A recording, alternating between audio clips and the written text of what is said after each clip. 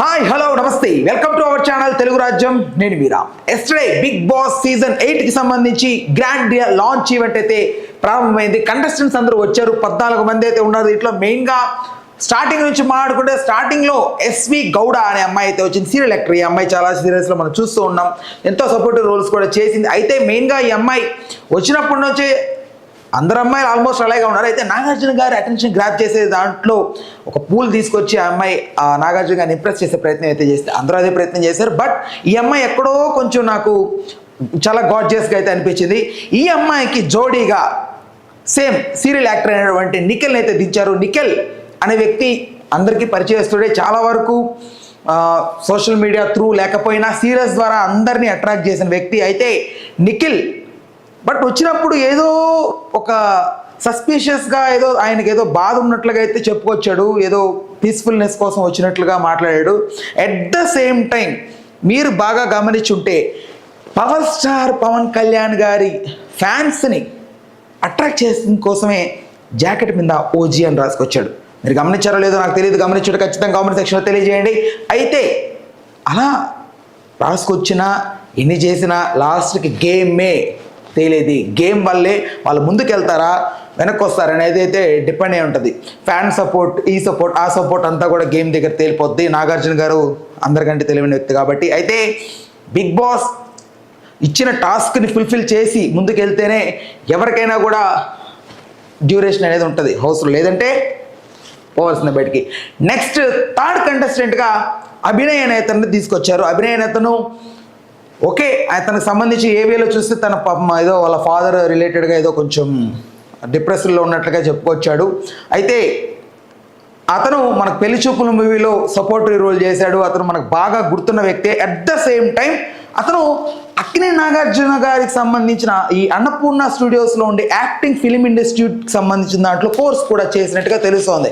ఒకటి, ఇది ప్రమోషన్ వేలో తీసుకొచ్చారా లేకుంటే నిజంగానే అతనికి నిజంగా టాలెంట్ ఉండి గ్రాప్ చేశారా అనేది అయితే నాకు డౌట్ వచ్చింది. బికాజ్ ఎందుకంటే చాలా మంది ఉన్నారు ఇంకా వెల్ నోన్ పర్సనాలిటీస్. మనం చాలా వరకు ఫేక్ లిస్టులు చూసాం కదా. ఆ ఫేక్ లిస్టులో ఎక్కడో ఒక దాంట్లో మనకు ఎవరో ఒకరిని తీసుకొచ్చినా బట్ ఇతన్నే ఎందుకు 12 years తర్వాత ఆఫ్టర్ పెళ్లి చూపులు ఎందుకు అనేది అయితే నా డౌట్ వచ్చింది. మీకేమైనా వచ్చింది మీరైతే ఖచ్చితంగా కామెంట్ సెక్షన్లో తెలియజేయండి. బికాజ్ వచ్చిన తర్వాత నాకు నాగేశ్వరరావు గారు గిఫ్ట్ ఇచ్చారు, ఇక్కడే చదువుకున్నాను, ఇక్కడే నా లైఫ్ ఇలా గ్రో అయింది, దీనివల్ల అన్నట్లుగా ఏదో ప్రమోటివ్ వేలో చెప్పాడేమో అని అయితే అనిపించింది నాకు. మరి ఓకే తెలీదు, బట్ ఇతను కూడా స్ట్రాంగ్ కంటెస్టెంట్గా ఉండే అవకాశం ఉంది. అయితే సో ఇప్పుడు 4th కంటెస్టెంట్గా ప్రేరణ అనే అమ్మాయిని అయితే తీసుకొచ్చారు. ఈ అమ్మాయి హౌస్లో చాలా చాలా స్ట్రాంగ్గా నిలబడే అవకాశం ఉందని అయితే నాకు అనిపించింది అల్లరి వల్ల.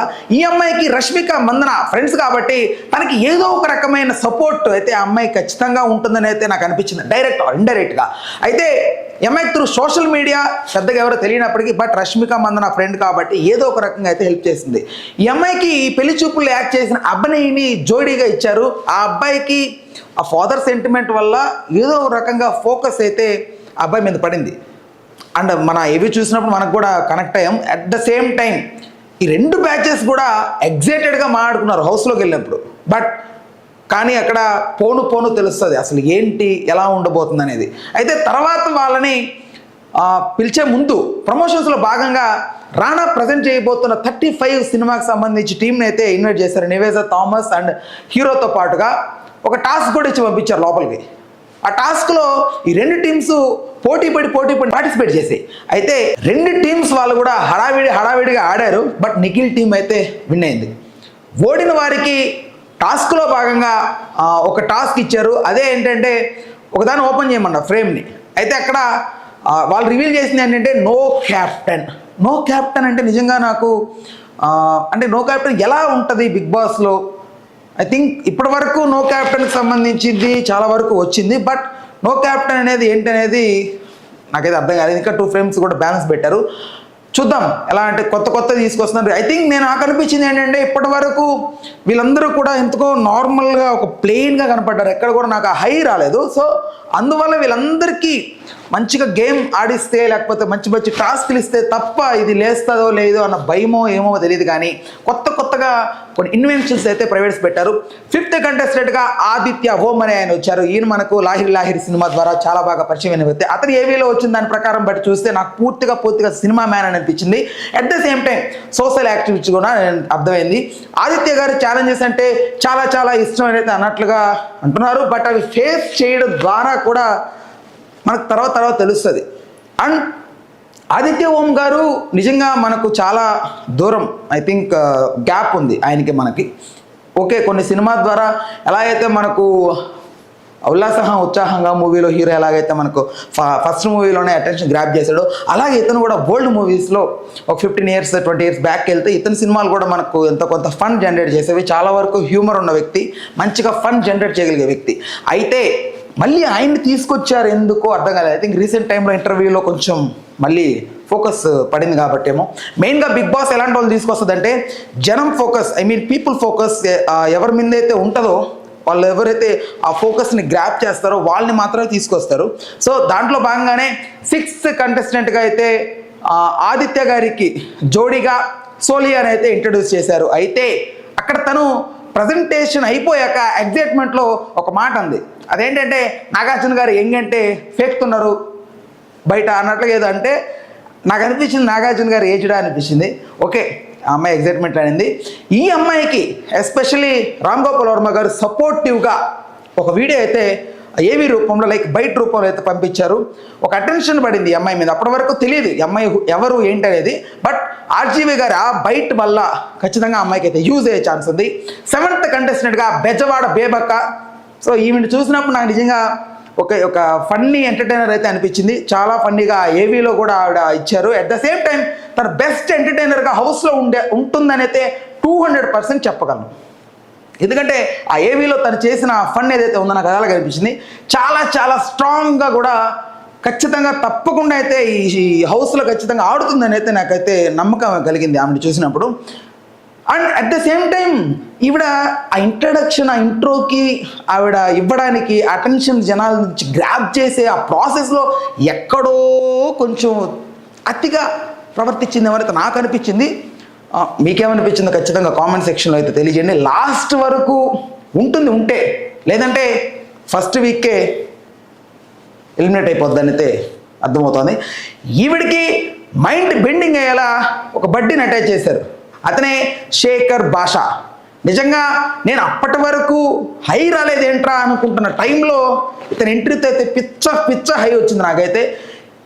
నిజంగా ఇతను నిలబడితే మాత్రం స్ట్రాంగ్ కంటెస్టెంటే. బట్ ఇతనికి బడ్డీగా ఉన్న ఈ బేబక్ వల్ల ఇతనికి ఇష్యూస్ వచ్చే అవకాశం ఉంది. సో చూడాలి. ఎందుకంటే శేఖర్ భాష మైండ్ సెట్ ఇప్పటి వరకు మనం చాలా రీసెంట్ టైంలో ఈ ఇష్యూ ఏదైతే రాజస్థాన్ ఇష్యూ ఉందో దీంట్లో మనం చాలా క్లియర్గా అబ్జర్వ్ చేసాం. అతని మైండ్ సెట్ ఏంటి, అతను పోరాడే విధానం ఎలా ఉంటుంది, ఎంత అంటే ఐ మీన్ మనం చూస్తున్నప్పుడు మనకు అర్థమవుతుంది. ఒక స్ట్రాంగ్ పర్సన్ ఇతను. ఎన్ని వచ్చినా కూడా ఎంతమంది గురించి ప్రెజర్ వచ్చినా కూడా ఇతను ఫేస్ చేసి అలాగా స్ట్రాంగ్గా ఒక వాల్ లాగా నిలబడ్డాడు ఈ ఇష్యూలో. అయితే బట్ ఇప్పుడు బిగ్ బాస్కి సడన్గా వెళ్ళిపోవడం వల్ల ఇప్పుడు ఈ రాజస్థాన్ ఇష్యూ అంతా కూడా క్లోజ్ అయిపోయినట్లే.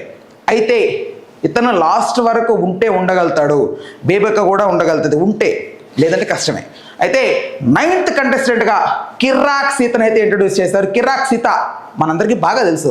ఎలా 7 Artsలో చేసింది, ఏదో కొంచెం డబుల్ మీనింగ్ ఉన్న వీడియోస్ చేస్తూ కొంచెం అలాగైనా కొంచెం ఫేమస్ అయింది. దాని ద్వారా బేబీ మూవీ అయితే వచ్చింది, ఒక రోల్ అయితే ప్లే చేసింది. అయితే ఈ అమ్మాయికి జోడీగా నాగమణికంఠ అనే అబ్బాయిని ఇంట్రడ్యూస్ చేశారు. బట్ ఈ అబ్బాయి నాకు అంతకేం తెలీదు. కొంతమంది ఏవీస్లో ఎందుకో ఈ అబ్బాయితో పాటుగా ఇంకొంతమంది ఏవీస్ చేశారు. అబ్బా అది ఎందుకో ఎక్కడో నాకు డ్రామాటిక్గా చూపెట్టారేమో అనిపించింది. వాళ్ళ లైఫ్లో జరిగిన నిజమే, బట్ మరీ అంత డ్రామాటిక్గా ఆర్టిఫిషియల్గా ఎందుకు చూపించారు అనేది అయితే నా క్వశ్చన్. ఓకే, మీ విజన్ వేరుండొచ్చేమో, బట్ ఎంతో కొంత మనం ఫాలో అవ్వాలి కదా. బట్ అయినా కూడా మీరు ఏదో పెట్టాలి కదా, బ్యాక్గ్రౌండ్ మ్యూజిక్ వాళ్ళ దగ్గర కావాలని నడిచడం, కావాలని నడిపించడం అర్థమవుతుంది, తెలుస్తుంది. బట్ ఎందుకో తెలియలేదు. అయితే ఓకే, అక్కడ వరకు అయిపోయింది. తర్వాత నానిగారి మూవీ సరిపోదా శనివారం మూవీ ప్రమోషన్లో భాగంగా మళ్ళీ ఇంకొక టీంని పిలిచారు. అయితే ఇక్కడ థర్డ్, ఫోర్త్, ఫిఫ్త్ పేర్స్తో టాస్క్ ఆడించారు. ఆ టాస్క్లో బేబక్క, శేఖర్ భాష విన్ అయ్యారు. నిజంగా శేఖర్ భాష కాన్సన్ట్రేషన్ లెవెల్స్ కానీ, కాన్ఫిడెంట్గా అతను ఆడిన విధానం కానీ నాకైతే బాగా అనిపించింది. మెయిన్గా ఈ టాస్క్లో సీత, మణికంఠ పేరు ఓడిపోయారు. అయితే వీళ్ళు ఓడిపోయినందుకు ఇంకొక టాస్క్ ఇచ్చారు. అందులో రివీల్ చేశారు సెకండ్ ట్విస్ట్ని. నో లిమిటెడ్ రేషన్ అంట. లో లిమిటెడ్ రేషన్ అంటే వాళ్ళకి ఫుడ్ కొంచెం కష్టమేమో అని అయితే నాకు అనిపించింది. ఐ థింక్ రేషన్ లేనప్పుడు ఎలా వాళ్ళనే అదే అంటున్నాం కదా, బిగ్ బాస్ ఏంటంటే వాళ్ళకి తెలుసు మనం తీసుకుంటున్న కంటెస్టెంట్స్ అందరూ కూడా ప్లెయిన్గా ఉన్నారు, వీళ్ళకేమంత జనాల్లో అంత ఆదరణ అయితే ఇంకంత వెల్ నోన్ పర్సనాలిటీస్ ఏమైనా తీసుకురాలేదు మనం. సో ఇప్పుడు ఖచ్చితంగా మనం ఇలాంటి గేమ్ క్రియేట్ చేసి గేమ్ ద్వారా వీళ్ళు ఎలివేట్ అయ్యేలాగా, షో ఎలివేట్ అయ్యేలాగా మనం చేయాలని అయితే డిసైడ్ అయ్యారు. కాబట్టి ఇలాంటి రూల్స్ తీసుకొచ్చారు. అయితే ఇప్పుడు ఓకే, చూద్దాం ఎలా ఉంటుంది ఏంటనేది. నో రేషన్ అంట. మరి వాళ్ళు ఎలా సొంతంగా సంపాదించుకోవాలని కూడా చెప్పారు. వాళ్ళు ఎంత టాస్క్ ఫినిష్ చేస్తే అంత రేషన్ వస్తుంది, I mean food. Okay, 11th కంటెస్టెంట్గా పృథ్వీరాజ్ అనే అతనైతే వచ్చాడు. నాగపంచమి సీరియల్లోని యాక్టర్ ఇతను. నేను పెద్దగా సీరియల్స్ చూడను కాబట్టి ఎక్కడ ఓకే. ఈ అబ్బాయి మరీ ఇతని జోడీగా విష్ణుప్రియని జాయిన్ చేశారు. విష్ణుప్రియ కూడా చాలా స్ట్రాంగ్ కంటెస్టెంటే, బట్ తను వెల్ నోన్ అమ్మాయి and so much of celebrities నుంచి సపోర్ట్ ఉంది కాబట్టి, లైక్ సుడిగాలి సుధీర్తో ప్రోగ్రామ్ చేసింది కాబట్టి సపోర్టివ్గా, శ్రీముఖి ఇంకా చాలామంది ఉన్నారు ఏదైతే టెలివిజన్ బుల్లితెరకు సంబంధించిన వాళ్ళు. సో టాప్ వరకు వచ్చే అవకాశం కూడా ఉందని అయితే నాకు అనిపించింది. సో విష్ణుప్రియ గురించి మాట్లాడాలంటే అందరికీ తెలుసు, విష్ణుప్రియ పెద్దగా మనం ఇంట్రడ్యూస్ చేయాల్సిన అవసరం లేదు. బట్ ఆ సీరియల్ యాక్టర్ ఎవరైతే ఉన్నాడో అతను కొంచెం అందరికీ తెలియాలి. బట్ కాకపోతే అతను తెలియాలి అంటే గేమ్ బాగా ఆడాలి. గేమ్ బాగా ఆడితేనే అటెన్షన్ గ్రాప్ అవుతుంది, లేదంటే ఖచ్చితంగా ఇంటికి వెళ్ళిపోవాల్సి ఉంటుంది. ఇక్కడ నాకు ఇంకొక డౌట్ ఏంటంటే, ఒకరు వెళ్ళిపోతే ఇంకొకరు కూడా వెళ్ళిపోతారా, లేకపోతే ఒకరే వెళ్ళిపోతారా అనేది డౌట్. బికాస్ ఇప్పుడు లైక్ ఒక కంటెస్టెంట్ ఉంది, విష్ణుప్రియ ఉంది, విష్ణుప్రియ వెళ్ళిపోయింది. మరి ఇతను ఏం చేస్తాడు? లేదు ఇతను వెళ్ళిపోయాడు, విష్ణుప్రియ ఏం చేస్తుంది? సోలోగా ఆడుతుందా? దీన్ని ఎలా వీళ్ళు డిజైన్ చేస్తారనేది ఈరోజు తెలుస్తుంది. ఈరోజు మళ్ళీ ఇంకో రివ్యూ ద్వారా వస్తా. ఖచ్చితంగా వీడియో కింద మీ అభిప్రాయాన్ని కామెంట్ సెక్షన్ చేయండి, చేయాలా వద్దా అని. అప్పుడే నాకు ఊపు వస్తుంది, అప్పుడే చేస్తా. అయితే ఇక్కడ 13th కంటెస్టెంట్గా డి డాన్సర్ నైనికాని అయితే తీసుకొచ్చారు. ఐ థింక్ తను సెన్సిటివ్ అని తెలుస్తోంది, అలానే సింపుల్గా తీసుకోలేం. బికాజ్ బ్రేకప్ అయిన అమ్మాయి చాలా స్ట్రాంగ్ ఉంటారు కాబట్టి. సో ఈ అమ్మాయికి నబీల్ అబ్రుద్రి అయితే జాయిన్ చేశారు. ఈ అబ్బాయి గురించి పెద్దగా ఎవరికి తెలియదు, ఎవరికే కాదు నాకు కూడా తెలియదు. కాబట్టి వీళ్ళు ఆడబోయే ఆట పైనే వీళ్ళు లాస్ట్ వరకు ఉంటారా లేదా అన్నదైతే తెలియాల్సి ఉంది. అంతా ఓకే. ఇంట్రడక్షన్ అనిల్ రావిపూడి గారిని పంపించారు. టాస్క్ ఇచ్చి ఒకరిని పట్టుకెళ్ళిపోతున్నట్లు, బట్ అక్కడ ఎలిమినేట్ అయిన అబ్బాయి మణికంఠ ఎవరైతే ఉన్నారో అయితే వాళ్ళకి ఇచ్చిన టాస్క్లో ఒక టాస్క్ ఇచ్చారు. అందులో ఏంటంటే ఆ అబ్బాయి ఎలాగైనా ఎవరైనా నామినేట్ చేయండి, నేను పట్టుకెళ్ళిపోతానన్నా. నాకు అర్థమైంది, వాళ్ళు చెప్తున్నప్పుడు తెలుస్తుంది ఇదంతా ఏదో పెద్ద డ్రామా రా, వచ్చినప్పుడు ఏంట్రా అన్నట్లుగా. అయితే ఓకే, అక్కడ ప్రాంక్ అని రివీల్ అయింది, అంతా బాగానే ఉంది. బట్ నాకు అక్కడ ఇంకొక బాధ వేసింది ఏంటంటే, ఈ మణికంఠ ఎవరైతే ఉన్నాడో, నాగమణికంఠ అని అతను, అందరూ ఆ అబ్బాయి పేరు చెప్పినప్పుడు నాకు ఎక్కడో కొంచెం అనిపించింది. ఇంకొకటి, ఈ అబ్బాయి ఎలా అయితే మన ప్రభాకర్ గారి కొడుకు యాటిట్యూడ్ స్టార్ ఉన్నాడో ఆ అబ్బాయిని, అబ్బాయి ఏదైతే ఒకటి ఫాలో అయ్యాడో, ఐ థింక్ అందరు అటెన్షన్ గ్రాబ్ అవ్వడం కోసం, అందరూ ఫోకస్ ఇతను పడ్డం కోసం వాళ్ళ నాన్నగారు మాట్లాడుతుంటే ఒక లుక్ ఇలా ఇవ్వడం ఏదైతే ఉందో, సేమ్ ఇలాగే ఈ అబ్బాయి కూడా ప్రవర్తించాడేమో అయితే నాకు అనిపించింది. ఎందుకంటే వచ్చినప్పుడు జోబిలో చేయబెట్టి మైక్తో మాట్లాడాడు, లోపలికి వచ్చాక నానిగారు అందరితో పలకరించి మాట్లాడుతుంటే సంబంధం లేనట్టు అటు ఇటు తిరుగుతున్నాడు. ఓకే, ఏదో నీ బాధ. ఇంకొకటి, నీకు మైండ్ సెట్ ఇంకా కొంచెం ఇంప్రూవ్ అవ్వాలి. బికాస్ నువ్వేంటంటే నేను ఒక 1 piece, ఐ థింక్ నేనే కోహినూర్ డైమండ్ అన్నంత దాకా మీరు ఫీల్ అవుతున్నారేమో, తప్పది. ఓకే, బిగ్ బాస్లోకి వెళ్ళిన తర్వాత మీ కొంచెం పక్కన పెట్టి అట్లీస్ట్ నటించాలి, ఒక మంచి కంటెంట్ ఇవ్వాలి. అది మెయిన్ బిగ్ బాస్ది. మీరు మీ పర్సనల్ లైఫ్లో ఎలా ఉన్నారు అలా బిగ్ బాస్లో ఉంటే అవ్వదు కదా. ఓకే, తర్వాత చూద్దాం. అక్కడ వరకు ఓకే. ఇక్కడ ఇంకోటి ఏంటంటే, అనిల్ రావిపూడి గారి దగ్గరికి అదే నీ పేరు వెళ్ళింది, నిన్నే ఎలిమినేట్ చేయాలని వెళ్ళిపోయావు. అక్కడ దాకా వెళ్ళిన తర్వాత నీకు ఇష్టమైన హీరో ఎవరైనా అడిగితే సమాధానం అలా చెప్తారు ఎవరన్నా? అలాగే నేను చెప్పేది, నాకు నేనే హీరో, నాకు నేనే ఇన్స్పిరేషన్, ఇవన్నీ సొల్లు కబుర్లు. మనం ఎదిగేటప్పుడు ఎలా చెప్పుకుంటాం, నాకు ఆయన ఇన్స్పిరేషన్, ఈయన ఇన్స్పిరేషన్ అని చెప్తాం. బట్ ఎదిగేశాక లేదా ఎదుగుతున్న క్రమంలో నాకు ఎవరి ఇన్స్పిరేషన్ లేదు, నాకు నేనే అంటే అది అవ్వని పని కదా.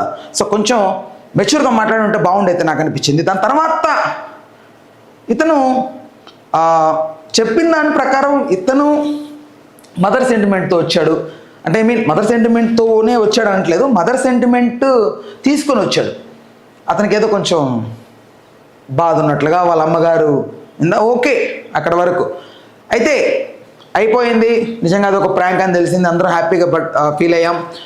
దాని తర్వాత వాళ్ళు ఓడిపోయిన తర్వాత ఒకటి ఓపెన్ చేయించారు, అందరినీ తీసుకెళ్ళి ఒక రూమ్లో. అదేంటంటే లిమిట్లెస్ ప్రైజ్ మనీ కాన్సెప్ట్.